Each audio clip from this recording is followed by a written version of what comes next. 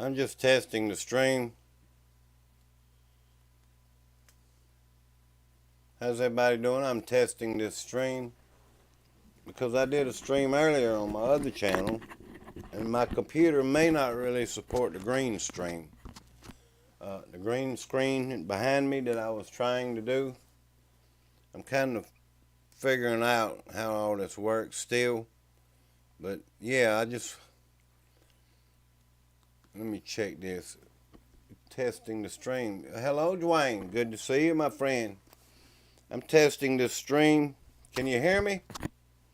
I really am, because I did a stream earlier on my other channel, my major channel, Super Dave 44.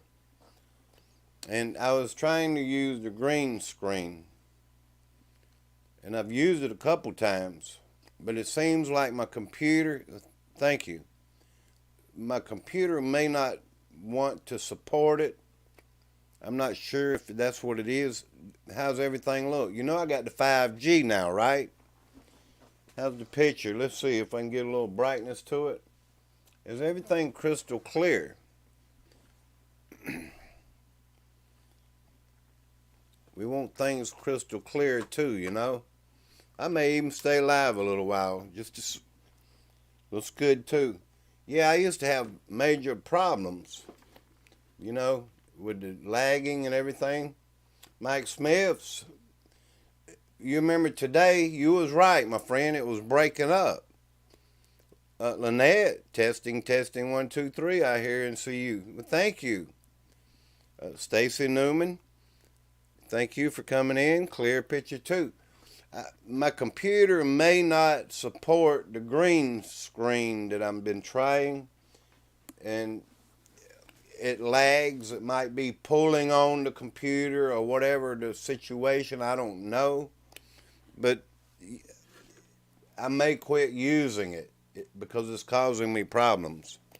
And as you know, we don't want no problems. What's the NASA and the asteroid? Did you see that earlier? Yeah, what's the NASA and the asteroid?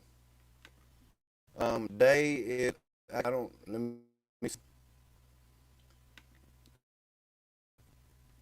That's DART. They call it DART.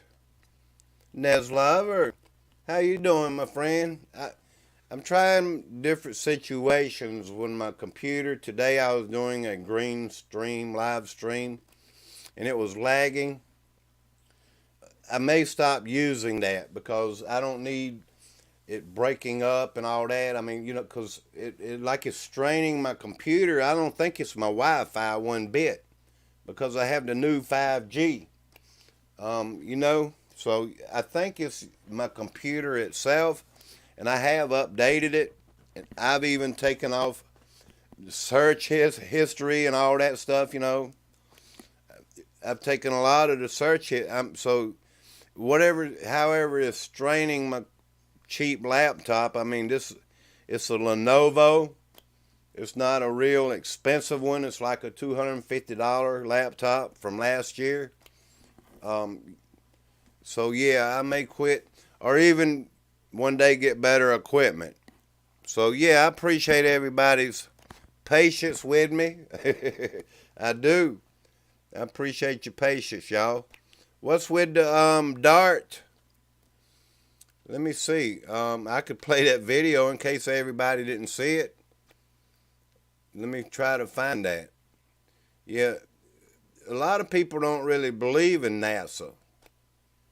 As we all know, don't believe in space and all that. But what got me with the DART deal, you know? What got me with the NASA is the numbers. The numbers, you know, in there. I mean, I'm just suspicious. Y'all know how I am. And that's all it is. I'm just suspicious. I had a good discussion with a fellow believer yesterday. We were also talking about Revelation chapter 13, says Dwayne Latica. Thank you, my friend. How are you doing, Dwayne? I hope you're doing well, my friend. If anyone here lives in Florida, be very careful. There's a hurricane coming. I had a good okay. That's awesome, my friend. Stacy Newman, thank you. Little Wing 6 was 9. Let's turn you blue. Why are you not blue over here now? But you are now. Little Wing 6. Thank you. Thank you. Thank you. Thank you. I'm doing the best I can. You're awesome, man. May God bless you. You know, prayer changes things. It really does. But if you have 5 minutes, if you didn't see this, it don't have a lot of views. But if you want to look at the numbers, what they tell us about these numbers, y'all, I'm suspicious of these numbers. That's a good idea. It's a good idea to look, because, look, they even mentioned 9/11, and I shouldn't even have said that. They mentioned that. They really do. Somebody told me to do gematria. But, you know, if you have a heads up and you think these numbers might be telling us something, even tonight, right about this time, this is supposed to be going on somewhere in outer space, y'all. For real, in the video, it tells you that. If y'all stay here and watch the video with me, I'll play it gladly. Right around this time, I think it's like 7:56 time that they're supposed to be colliding with an asteroid. So yeah, it's 6:32 right now on the East Coast. Y'all might really want to see this. I appreciate y'all. So who brought this up?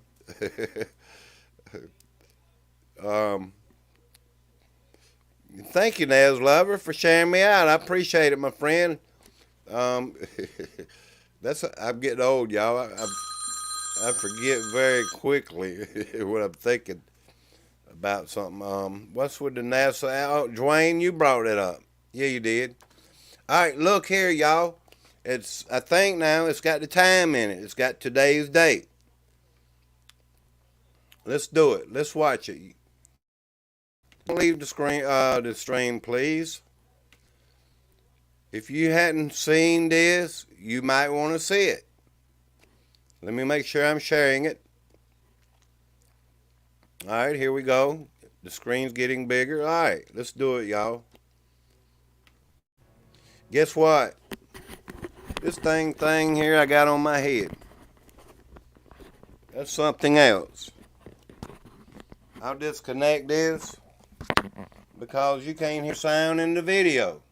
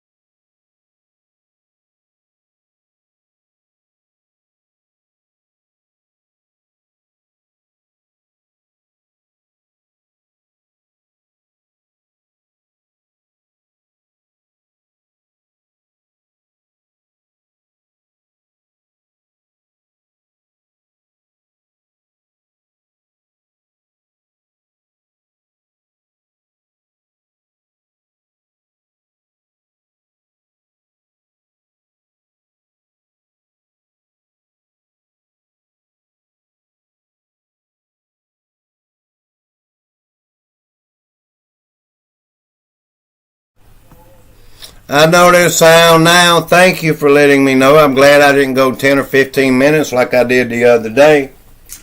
I'm going to start this over.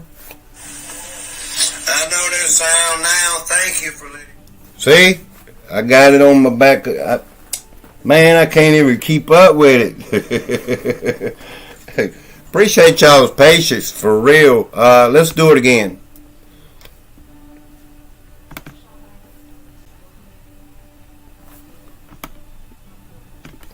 And I'm burning up. I don't know why I'm so hot. I need the air on quick. Loud and clear. Yeah. Thank you. Here we go, y'all.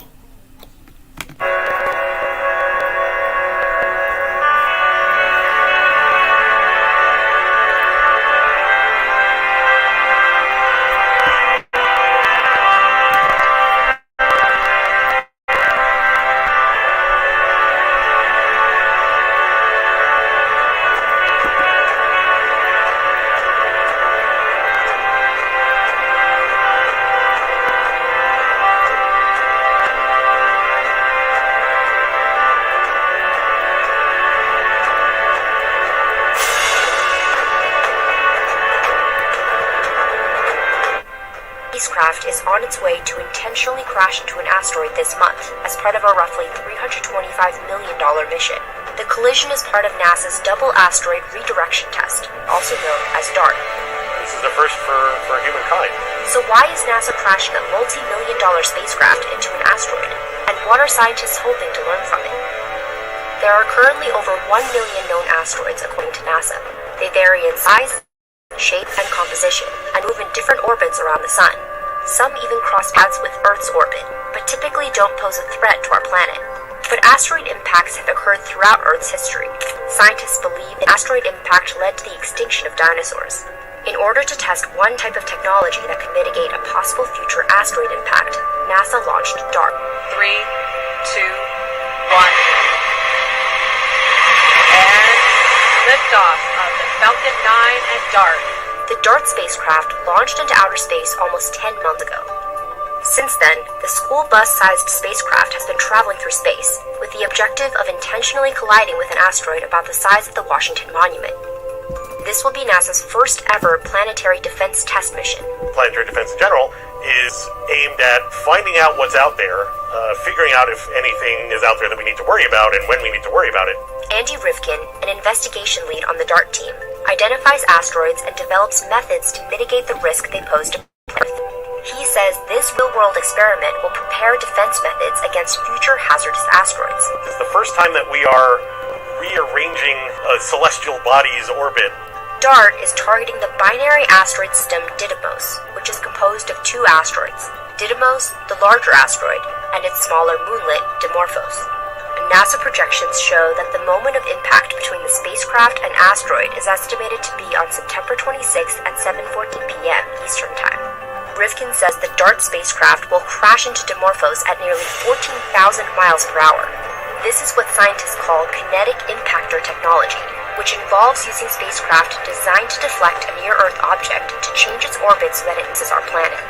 We don't know whether Dimorphos is going to be more like one big rock, whether it's going to be like a pile of gravel that's just hanging out together gravitationally in space. Those will react differently to getting whacked by DART.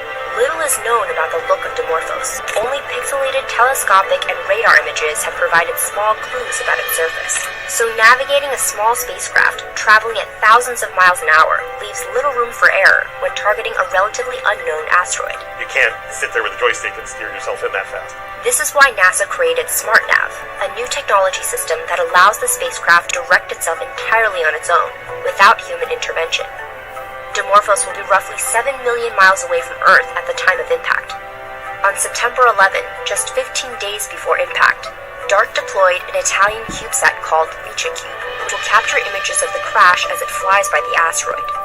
Scientists will study these images to determine what kind of impact DART had on Dimorphos, including a potential crater on the surface of the asteroid. Scientists are also researching how the impact changes the asteroid's orbit. Currently, it takes Dimorphos approximately 11 hours and 54 minutes to orbit around Didymos, but scientists expect that to change. We don't know if it'll change it to more like 11 hours and 42 minutes or 11 hours and 46 minutes. In order to measure a change to the orbit, Rivkin and his team will collect data on the asteroid system's light curves, which are measurements of a celestial body's brightness at certain intervals. Using the light curves, scientists will be able to compare the new orbit to the old orbit. showing how much impact DART made during the collision. In October 2024, the European Space Agency will launch a mission called Hera, which will reach Dimorphos in 2026 to conduct detailed post-impact surveys on the asteroid. Hera will advance scientists' understanding of Dimorphos' internal properties and the outcome of the DART test.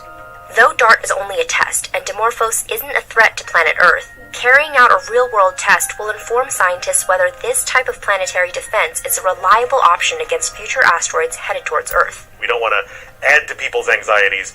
We want to demonstrate that we can handle asteroid deflections.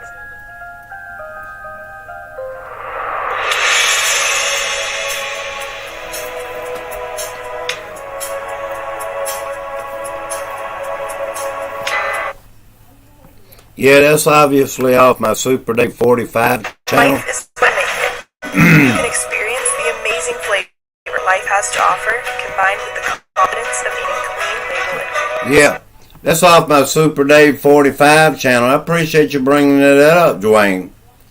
I have a lot of questions concerning this. These numbers, the 11, they bring up the 11 twice. I was wrong about the time. It's 7:14. They use these numbers, y'all. I don't know what they're using them for. But my main question is really, how could, say, 6 million miles away, 7 million miles away, how is it even possible for something to be so precise to hit a rock in space, if there's really space? I mean, to be that precise, y'all, how is it even possible? And another thing, my mind is thinking about all this. I like for people to raise questions and everything. So that's what I'm doing. What if, and here goes my conspiracy way of thinking about things, what if they broke this thing apart? What if they broke it apart for real? And it hit Earth in many pieces. Okay, let's stop right there. What if something else hit us? Say bombs or something, and they blamed it on asteroid pieces. My man, I think that's why I put that out there. I want people to ask questions and debate and put solutions and answers and just whatever they think, because my mind goes wild. Ain't that an awesome picture, y'all? My 5G does a fine job. Man, I have never played a video so clear in all my YouTube life. I'm serious. That's why I'm calling this a test. I was wondering the same thing. Hello, disciple of the Messiah. It's good to see you, my friend. Always good to see you. Thank you, Professor Pig. Who in the world? Thank you for coming in, Professor. It's good to see you. I mean, really, does y'all's mind, I'm sure a lot of us have questions and we think of wild things, whatever. But that's what I was thinking, like, say something hits us.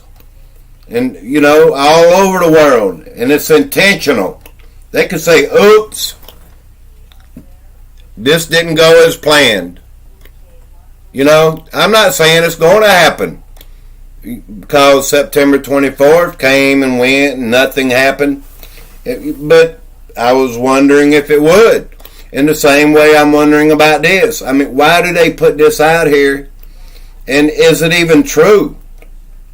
Or is it an excuse to get money? I mean, we all know that they make these blue marbles, CGI and stuff like that. I do believe there's an atmosphere.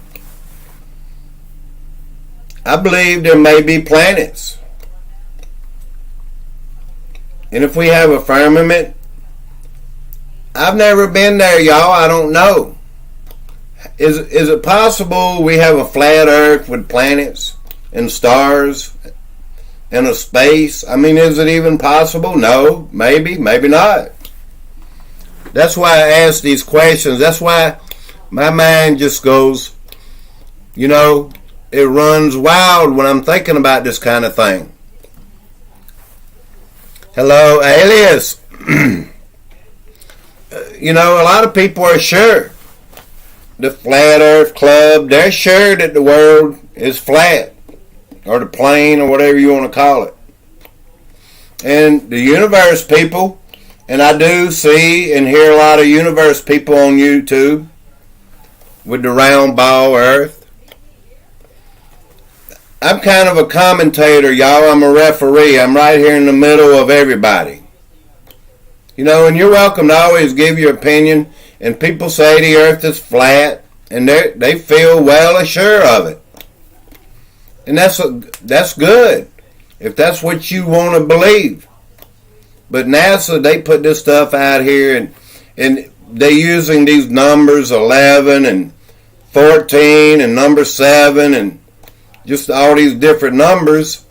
And, you know, it makes me think about, if I use Gematria, you know, I see Gematria here on the computer. I know I could punch in some names like Donald Trump or whatever, and it'll pull something up, you know, like the meaning of it. And that stuff takes time. And you know, I just wonder, is that accurate? You put the numbers in or whatever. I mean, are you really going... We have to use our own discernment, y'all. You're very diplomatic and balanced, Dave. Oh, Lord have mercy. I'm not trying to start a fight with nobody. John Boy used to tell me I got to come off the fence and get on one side or the other. He did. He once told me that, y'all. Let me see your comment. See what you think about it. It's God's creation, and He will take care of it. Yes, He will, Leonard DeBose. Maybe there's some things we are not supposed to know. And I've always said that. We don't know God's plan. People claim on this day that God created... He did. He created the heavens and the earth. I used to think before I started doing YouTube and facing a lot of flat earthers, y'all, that the universe, I used to believe this, and I knew in my heart it was true. And I kind of won't let it go. I kind of still believe it. That God placed everything, billions of particles. Turn the air on, please.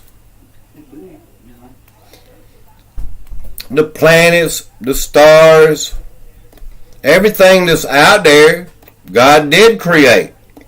I'm well assured of that. I believe that. I know that.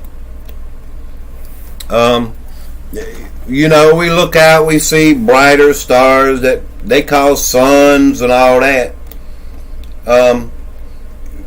Evidence does show. What? Let me ask you this. Say when the stars fall to the earth. The Bible plainly says that. The stars will fall to the earth. Are stars just entities? Or are they something small? Because if all the stars really fell to the earth, we would burn up in just a matter of 1 or 2 stars. You know? You think a lot like I do about science. Well, I appreciate that, my friend, Professor Pig. I'm just putting stuff out there because I do think like this. I know there's things they're not really telling us. Say beyond Antarctica. There's 3 or 4 continents. I feel well assured that there's something like that out there.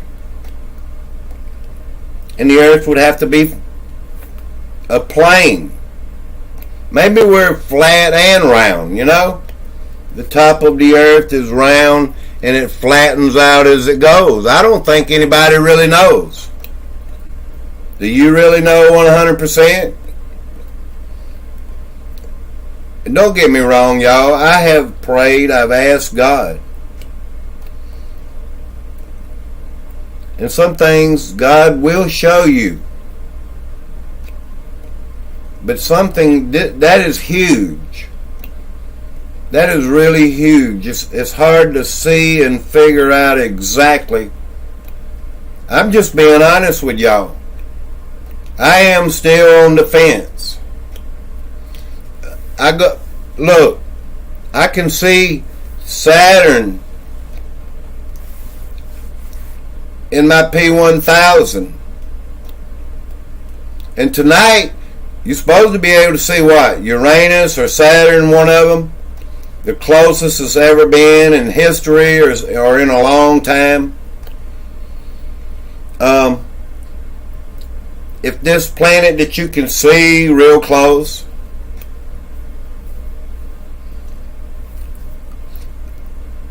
is it a planet? Is it a ball right there? Is it a gas planet? We know what? Mercury, Venus, Mars, and Earth should be solid.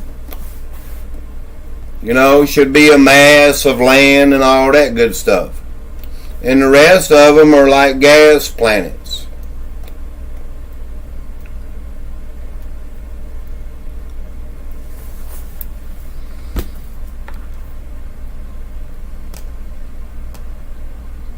Disciple of the Messiah, thank you, Super Dave. Honor to serve. You're very diplomatic and balanced, open-minded and stuff. I think me and Super Dave could be related. You can make numbers say anything you want to. Hello, Vicky. Imagine a hallway with a tall table and 4 pillars and a platform, a dome on top, and a universe inside. Well, that makes a lot of sense, my friend. That really does. I do know about the 4 pillars of the earth. This holding, you know, water's above, water's below. The winds from the 4 corners of the, you know, from the 4 corners. Supposedly those are angels at the 4 corners.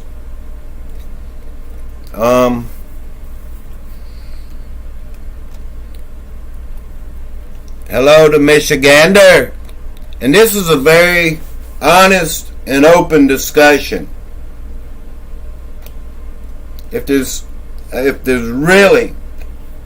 I could be convinced 100%, I would come on YouTube and I would share the information and say, y'all, this is the way the earth is. But I don't really believe any man alive today knows everything about the earth. Really? How do you know? Because everything's, like I say, it's just imagine like land over there in China and the seas in between the land and all that. You know, they say in the beginning all the land was together. And it's separated over time. Earthquakes and things like that, you know, the movement of the sea and volcanoes and all that. Things do change, you know, over time. But one thing for certain, God has not changed. And I do believe that. But if we have a universe, y'all, and if it's expanding for real, let's say, it's infinity. It would go on forever, you know. I used to watch it before I'd even thought about live streaming, y'all. Can I show you a video I used to watch if I can find it? And I was like, wow, is this the way it really is? Hello, Deborah Rat.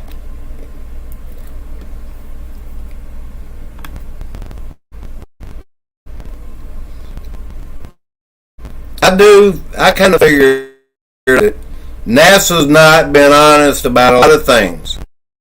I think they do it for the money, you know. These rockets, there's video out there that rockets go out into the sea and all that. Look at the new videos these days. How these rockets, like they are hitting a firmament. You know, and they stall like they're in a bubble or something, but are they really in the water? Are they really in the firmament, slowly traveling through water? That's what it kind of looks like, but wouldn't it look more higher than that? I just have a lot of questions, y'all. Universe. Let me show you this. If I can find it.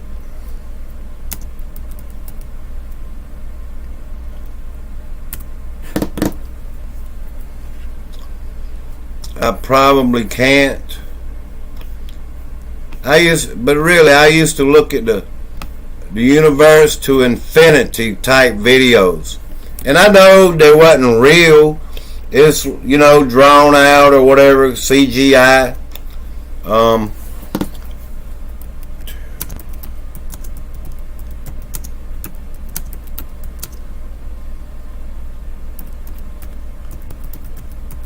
They say, what about these polars? These polars, the south and the north, is supposed to flip.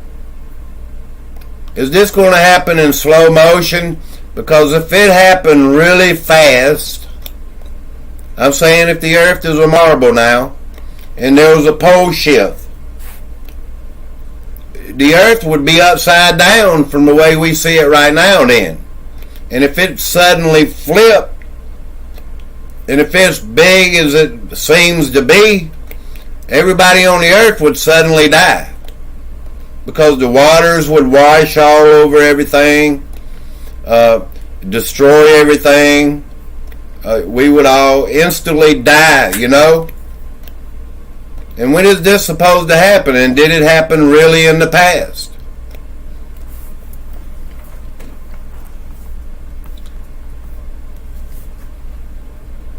Yeah, this is kind of like what I used to watch, y'all. And I was like, wow, is it really like this?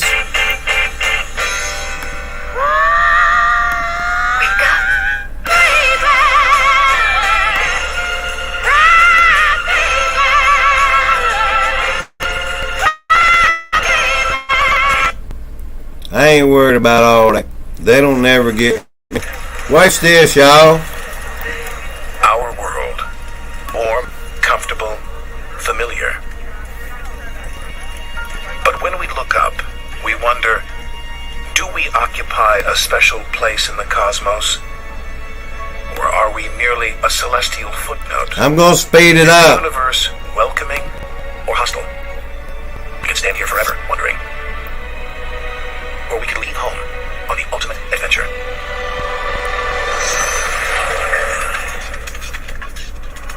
To discover wonders.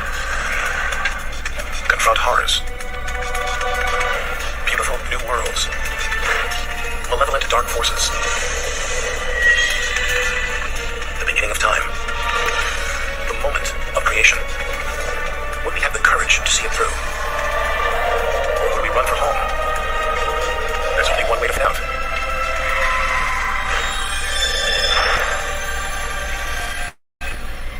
Journey to the edge of the universe. Really? Our journey through time and space begins with a single step. At the edge of space, only 60 miles up. Just an hour's drive from home. Down there, life continues. The traffic is awful. I didn't mean to get such a long video.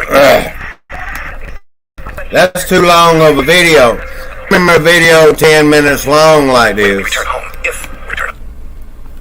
I remember seeing like a 5 or 10 minute video like that.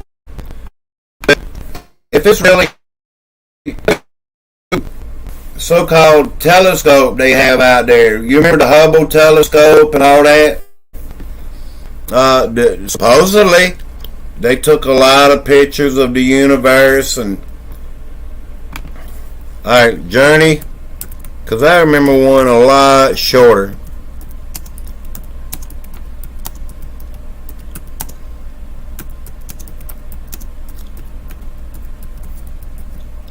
I don't mean to take y'all's time, but I have one of the most beautiful pictures I've ever seen, y'all. My 5G is doing an awesome job. But yeah, Journey to, this is it, I believe. Alright, let's try this one. I won't take more of y'all's time.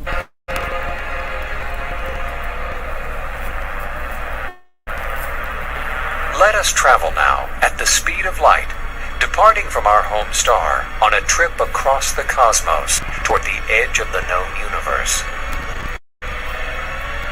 Our imaginary journey begins at midnight on January 1st, when we prepare to launch into space at the speed of 186,000 miles per second. We quickly pass the orbits of Mercury, Venus, and span the 93 million miles that separate the Earth from the Sun in just 8 minutes, 19 seconds. We continue on. Thank you, Professor Pig.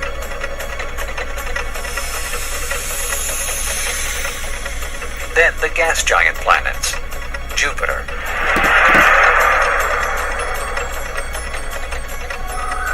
Saturn, Uranus, Neptune.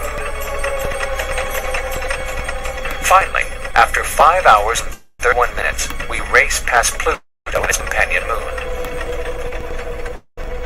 Our journey has taken us more than 3.5 billion miles to the outer limits of our solar system. And it's still January 1st. Now we alter our flight path and travel in a direction perpendicular to our galaxy. Behind us, the 9 planets and the Sun quickly vanish from sight. The emptiness of space is broken only by the light of stars so distant they do not yet appear to move. A year passes, then 2 years, 3, 4 years. Finally, on April 19th of the 5th year, we reach Alpha Centauri, the nearest star to our solar system. We have traveled more than 25 trillion miles, and our journey has scarcely begun. We are now 10 light years from the Sun, far enough out in space that the stars within our galaxy appear to converge. 100 light years from the Sun. 25 trillion miles. I can't wrap my head around that. Just imagine. I mean, flat earthers are so sure that this does not even exist. But just imagine, I'm just using my imagination, y'all.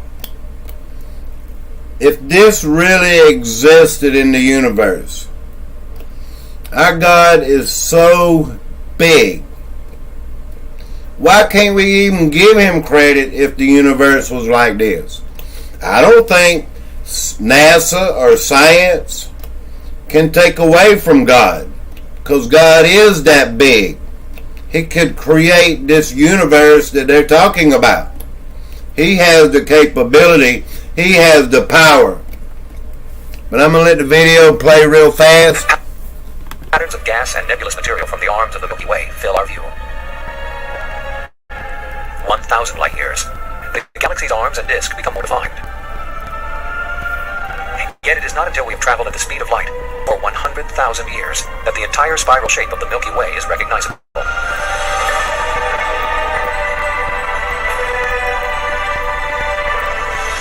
From here on, each point of light we see is no longer an individual star, but an entire galaxy composed of billions of stars.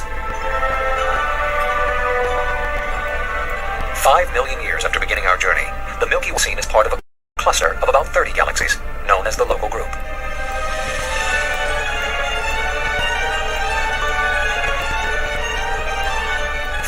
billion light years out, we encounter the large Virgo cluster, containing more than 2,000 galaxies. And so it goes, as our travels continue to take us deeper into the cosmos. We pass cluster after galactic cluster, each a building block of a far greater framework. A billion years pass. 5 billion.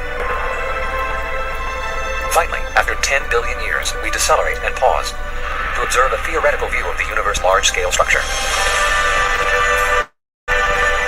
Countless billions of galaxies are now seen to comprise chains, masses, and thread-like structures that stretch across the cosmos, separated by enormous regions of empty space. It is a spectacular tapestry, so vast and diverse in its design that the power of its creator must truly surpass all human understanding.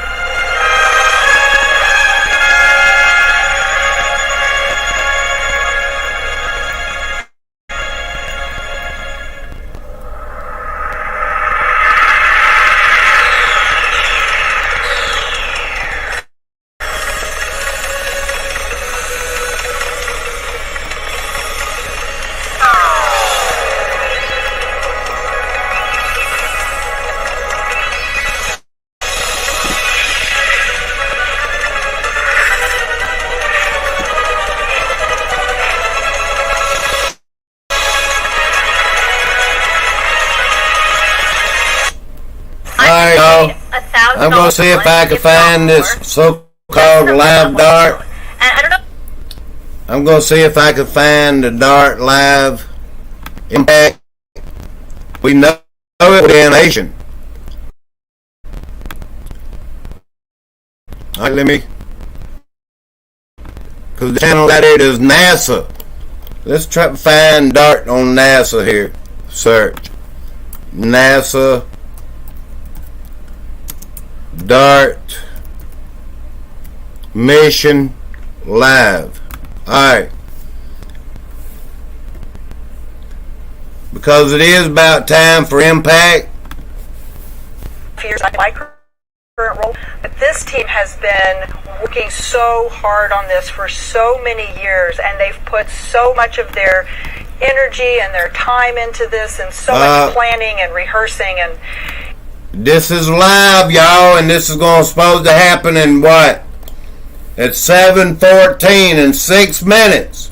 Look at there, y'all. What a coincidence.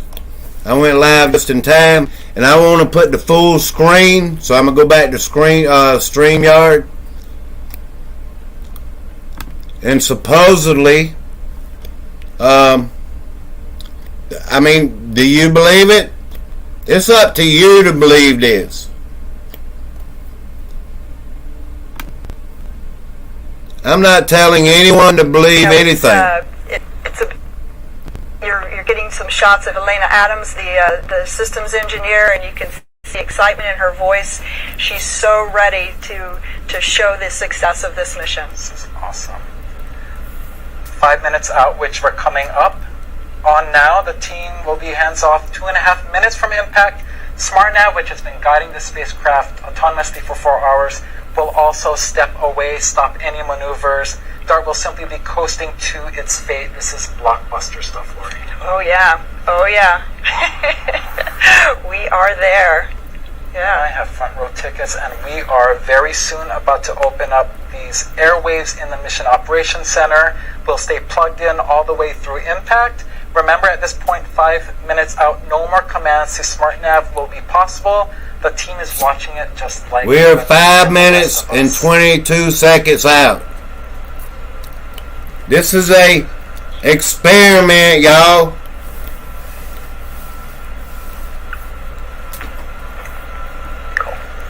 Why would they experiment with anything out there? Alright, we've reached 5 minutes from impact. If it's not necessary. To SmartNav has passed, and the team is simply watching. If it's not necessary, y'all, why would they go and try to blow up an also remember, smash into an asteroid? 8-second lag for the data to travel to Earth, and also an additional few more seconds for image processing. It's important to note that.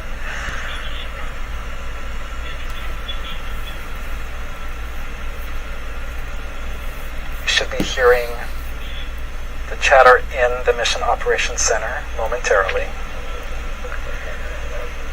This is Dart MSC on DT Mach. 5 minutes till impact. 5 minutes till impact. We are at 1,100 miles away.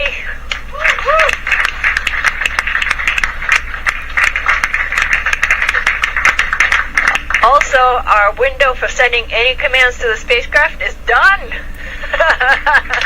Contingency is done.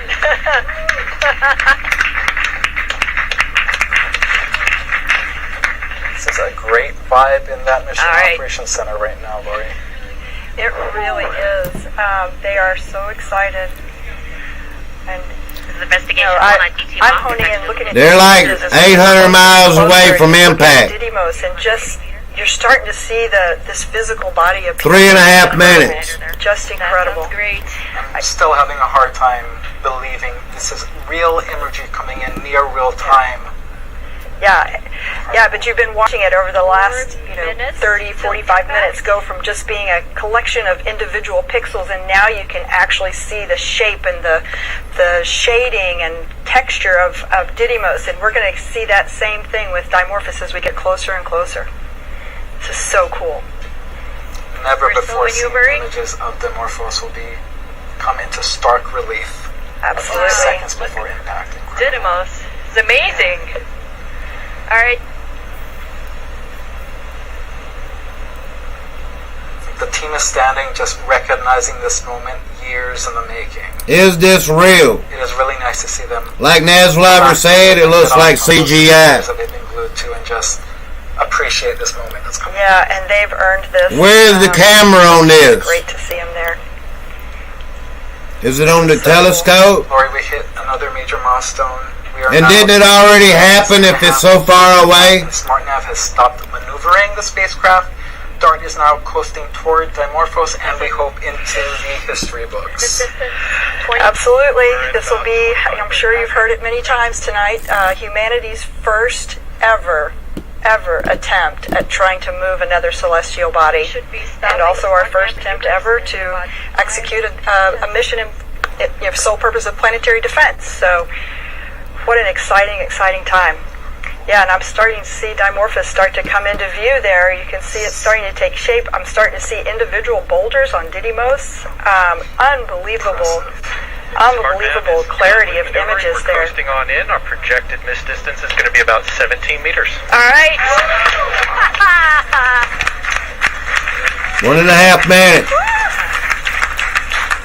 All eyes on this event. Space telescopes, ground telescopes from every continent. Everybody has a right to an opinion, that's for sure. Hey, 2 minutes out. Does not look like one single rock to me. Oh, boy, we're getting close. 14,000 miles per hour, Lori. 14,000 miles per hour, and remember, 45 minutes ago, 55 minutes ago, we couldn't even resolve this why wouldn't this object in space, and now object we that they are have about to seeing crash it into an asteroid, on target? does it have a camera on it? And we'll go by Is that what we're looking at? firm impact. Alright. I don't know if it's CGI or what, y'all. That loss of signal, and then we'll hear from That's my kind of question, It may look a little CGI, but if there's a camera on the real object going to hit a real asteroid, Signal. then apparently that's what we're looking I at. think we're starting to see more resolution. In fact, look at that. Didymos has even gone out of the view. We're now just seeing Dimorphos. Could this go terribly wrong as possible? Oh my goodness, look at that. Looks like control system settling down. Angular rates look really good. I think we're going to get the investigation team some good pictures. Alright, we're going to see this thing up close, supposedly, Come y'all. on, we can do better than that. Starting to see those individual boulders there. You can see shadows Almost of various 30 rocks on the seconds till surface. impact. It's amazing, guys. Oh my goodness, look at that. Unbelievable. Yeah. Looks to me like we're headed straight in.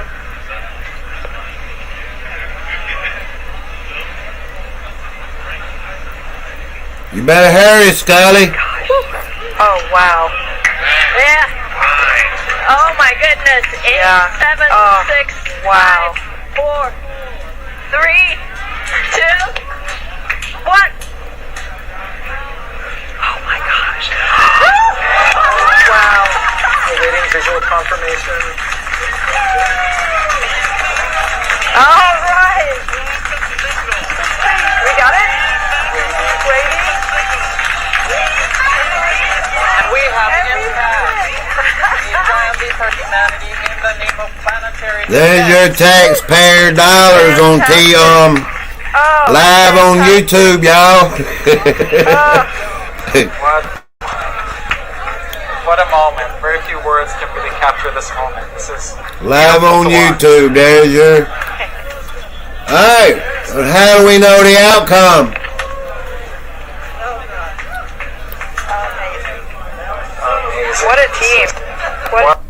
Why didn't they have something else beside it or behind it and watch the impact or the explosion or whatever? See, that's something, if they was going to do this and be very careful about it, there would have been a camera behind this camera, you know, to see this impact, to see the dust, whatever happens. So, yeah, I'm kind of with some of the people here in the chat about the CGI or whatever, because I'm telling you, there could have been something else, another satellite or whatever, you know, another thing that they're using with cameras on it to see this impact. All we saw was supposedly an asteroid. It got close to it and it blanked out. They spent all this money. Why didn't they spend the money so we could see the real impact as it happened? Just another question I have, y'all. Just another question I have. Remember, it's Photoshop. Because it has to be. Ain't that what they say? Y'all are awesome, man. I like sharing with y'all. This was a test stream, and it worked out good. You missed a lot. If you wasn't here, you missed everything. Hello, Rattle Trap Fishing.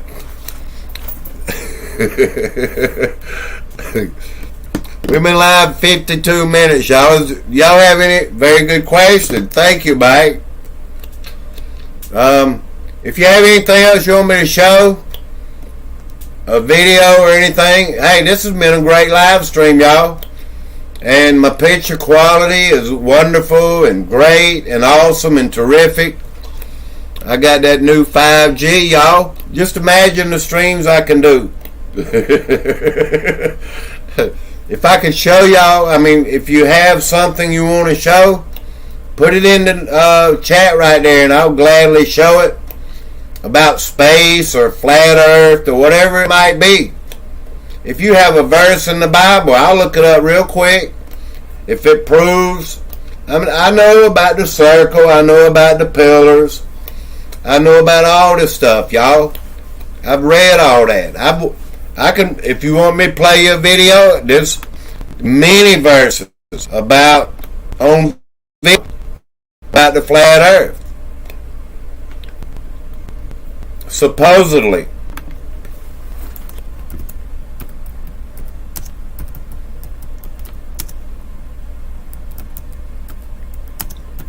I don't want to run anybody out of here.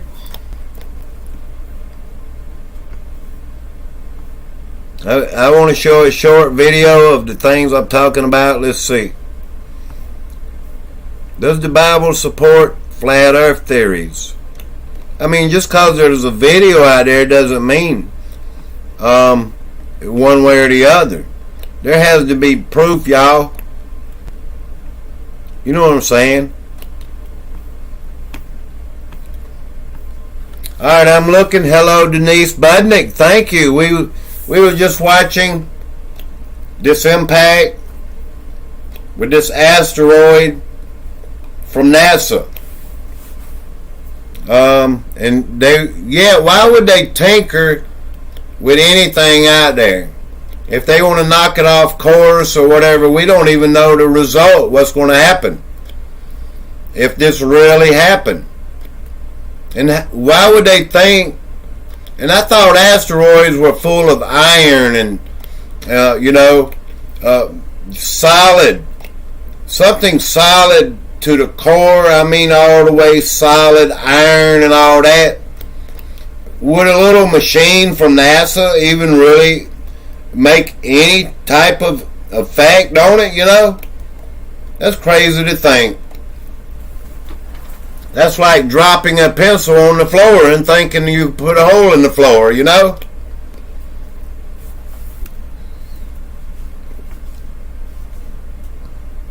Joseph Fields, is this something you want me to watch? One thing I ask. That's your channel. Y'all been awesome, man. Thank you, thank you, thank you. My wife's cousin caught a meteor or something in the night sky Saturday night in Pennsylvania. We just uploaded it on my channel. It's 50 seconds long, but he does say the F word. Well, I can just show the video. Well, let's see if it's a real evening sky colors and anomalies. Is that what you're talking about? I don't want to keep everybody waiting. Is that what you're talking about? Tell me the name of it real quick. Rainbows prove there's a dome. That's what I kind of figured. Are asteroids broken planets?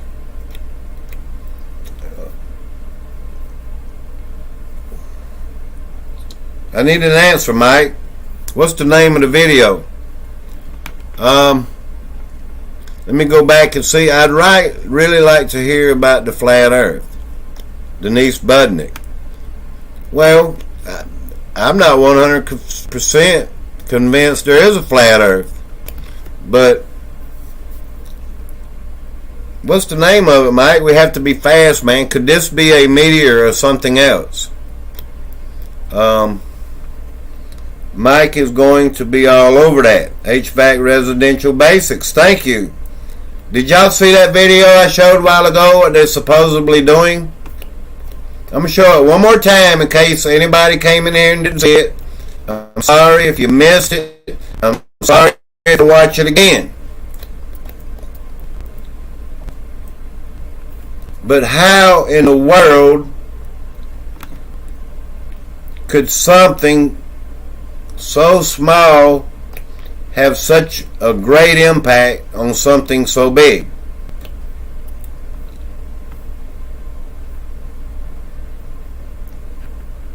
That's all I'm asking. Alright, here we go again. Let me share the screen.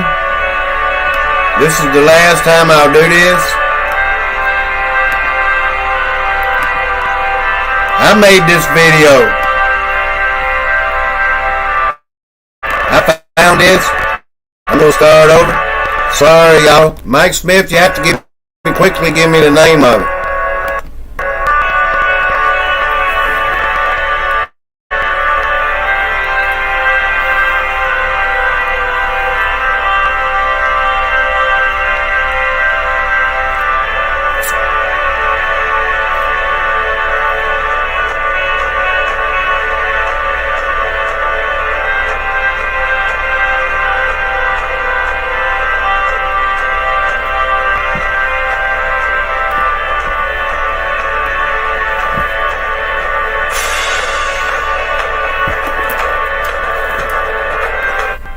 Spacecraft is on its way to intentionally crash into an asteroid this month as part of a roughly $325 million mission. The collision is part of NASA's Double Asteroid Redirection Test, also known as DART. This is the first for humankind. So why is NASA crashing a multi-million-dollar spacecraft into an asteroid? And what are scientists hoping to learn from it? There are currently over 1 million known asteroids according to NASA. They vary in size, shape, and composition, and move in different orbits around the Sun. Some even cross paths with Earth's orbit, but typically don't pose a threat to our planet. But asteroid impacts have occurred throughout Earth's history. Scientists believe an asteroid impact led to the extinction of dinosaurs. In order to test one type of technology that could mitigate a possible future asteroid impact, NASA launched DART. 3, 2, 1. And liftoff of the Falcon 9 and DART. The DART spacecraft launched into outer space almost 10 months ago. Since then, the school bus-sized spacecraft has been traveling through space, with the objective of intentionally colliding with an asteroid about the size of the Washington Monument. This will be NASA's first ever planetary defense test mission. Planetary defense in general is aimed at finding out what's out there, figuring out if anything is out there that we need to worry about and when we need to worry about it.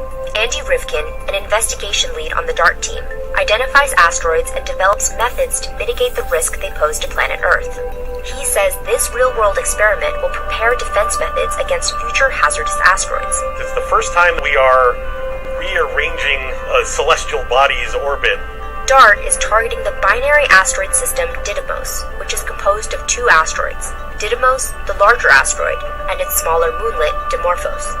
NASA projections show that the moment of impact between the spacecraft and asteroid is estimated to be on September 26th at 7:14 p.m. Eastern Time. Rivkin says the DART spacecraft will crash into Dimorphos at nearly 14,000 miles per hour. This is what scientists call kinetic impactor technology, which involves using spacecraft designed to deflect a near-Earth object to change its orbit so that it misses our planet. We don't know whether Dimorphos is going to be more like one big rock, whether it's going to be like a pile of gravel that's just hanging out together gravitationally in space. Those will react differently to getting whacked by DART. Little is known about the look of Dimorphos. Only pixelated telescopic and radar images have provided small clues about its surface. So navigating a small spacecraft, traveling at thousands of miles an hour, leaves little room for error when targeting a relatively unknown asteroid. You can't sit there with a joystick and steer yourself in that fast. This is why NASA created SmartNav, a new technology system that allows the spacecraft to direct itself entirely on its own, without human intervention. Dimorphos will be roughly 7 million miles away from Earth at the time of impact.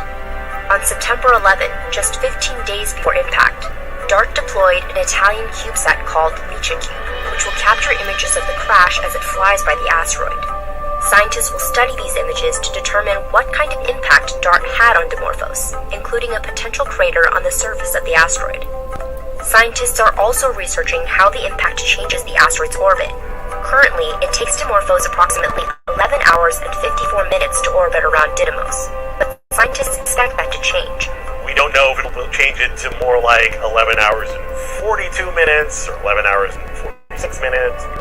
In order to measure a change in orbit, Rivkin and his team will collect data on the asteroid system's light curves, which are measurements of a celestial body's brightness at certain intervals. Using the light curves, scientists will be able to compare the new orbit to the old orbit, showing how much impact DART made during the collision. In October 2024, the European Space Agency will launch a mission called Hera, which will reach Dimorphos in 2026 to conduct detailed post-impact surveys on the asteroid. Hera will advance scientists' understanding of Dimorphos' internal properties and the outcome of the DART test. Though DART is only a test and Dimorphos isn't a threat to planet Earth, carrying out a real-world test will inform scientists whether this type of planetary defense is a reliable option against future asteroids headed towards Earth. We don't want to add to people's anxieties. We want to demonstrate that we can handle asteroid deflections.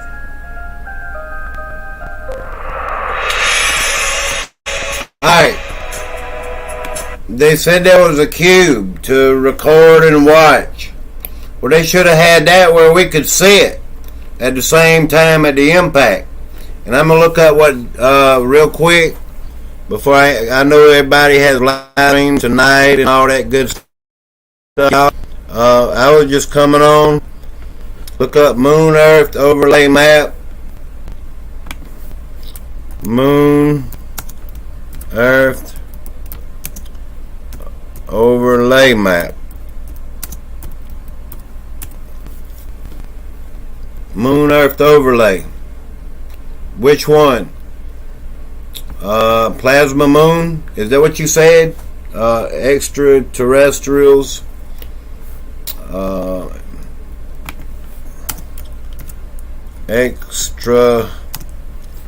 terrestrial. Maps will be in line all your life, different than you.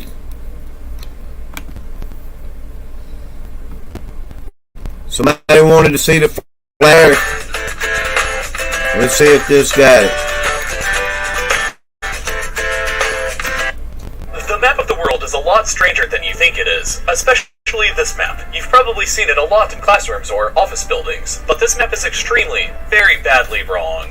As we can all hopefully agree upon, the Earth is a sphere, and that means that it is impossible to accurately depict her surface on a two-dimensional map. This particular common map is called the Mercator projection, and if you'd like to experiment with countries for yourself, please go to this website called thetruesize.com after this video to see what I'm talking about. Let's take the US state of Wyoming as an example. Under the assumption that Wyoming is actually a real place and not a land full of tumbleweeds with a population less than downtown Baltimore, this example will work perfectly because of the state's square shape.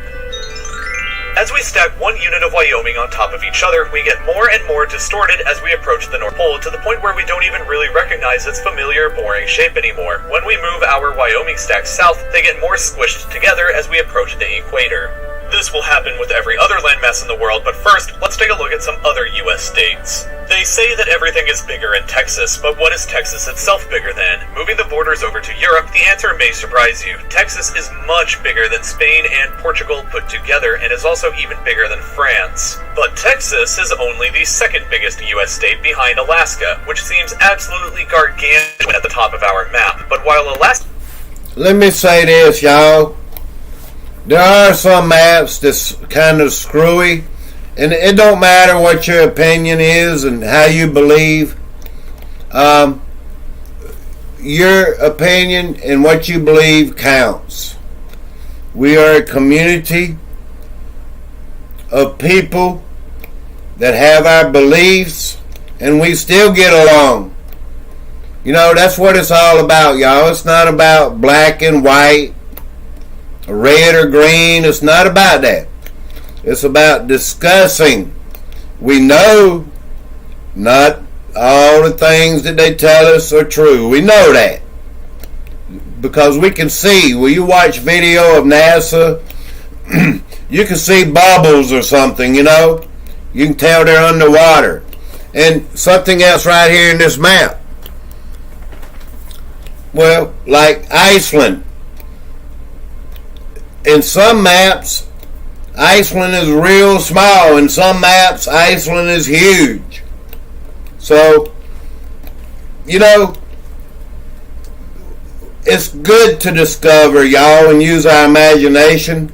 And at the same time, we don't force our beliefs on anyone. We just show each other what we see and what we hear and what's on video and pictures about it or whatever it is.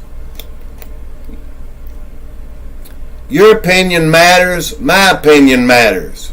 I'm not out here forcing my opinion on anybody and telling you that you got to believe in a round earth or flat earth or calling you stupid because you believe this or that way.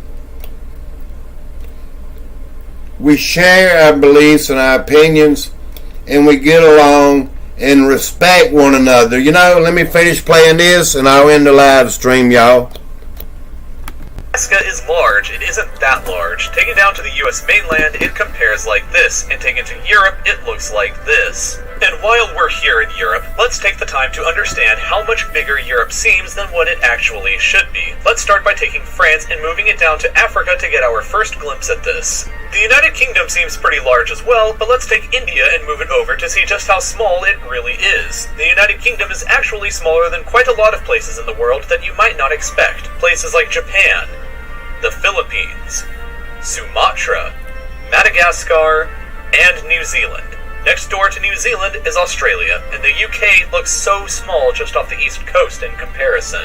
And Australia, in fact, is much bigger than most people believe to be. It can be placed to cover almost the entire continental US. Interestingly, the combination of the following countries will not cover that same area: Portugal, the Netherlands, Estonia, Albania, Hungary, Belgium, Bosnia and Herzegovina, Austria, Croatia, Latvia, the Czech Republic, Serbia, Switzerland, Slovakia, Lithuania, Denmark, Ireland, Greece, Bulgaria, Romania, the United Kingdom, Italy, Germany, France, Spain, and Norway. And that's not even factoring in big but not too big Alaska to the north. Between Alaska and the United States is Canada, which also seems huge up here. And while Canada is a very large country, it's actually roughly the same size as China, but still looks like a colossus when placed in Europe, where it stretches from east to west to Portugal to Iran and up north into the Barents Sea just above of Russia.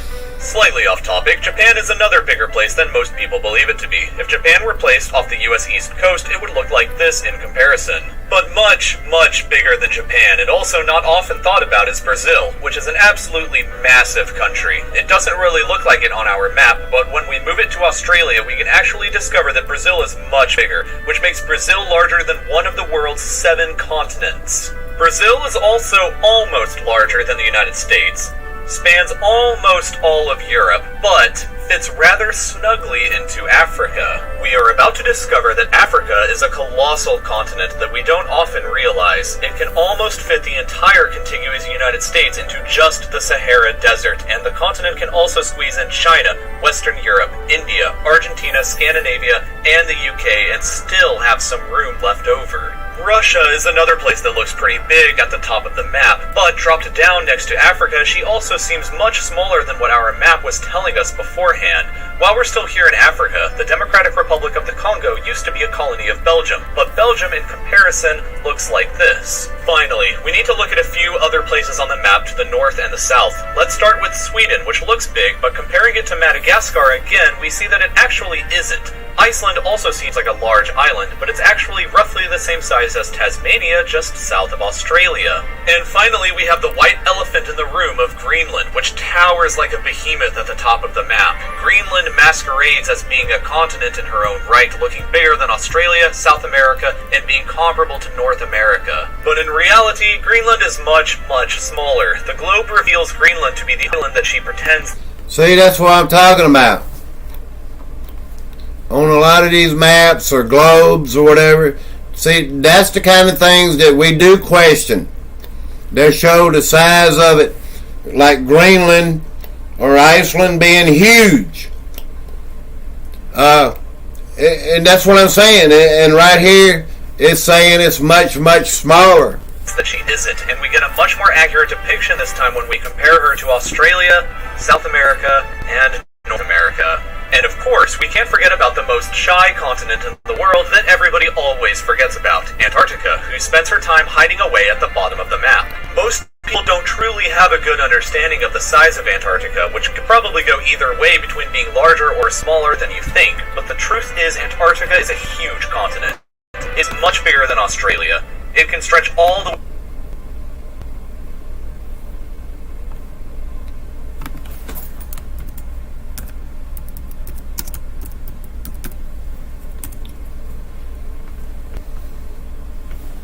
Can you see me now? Or are we still down and out?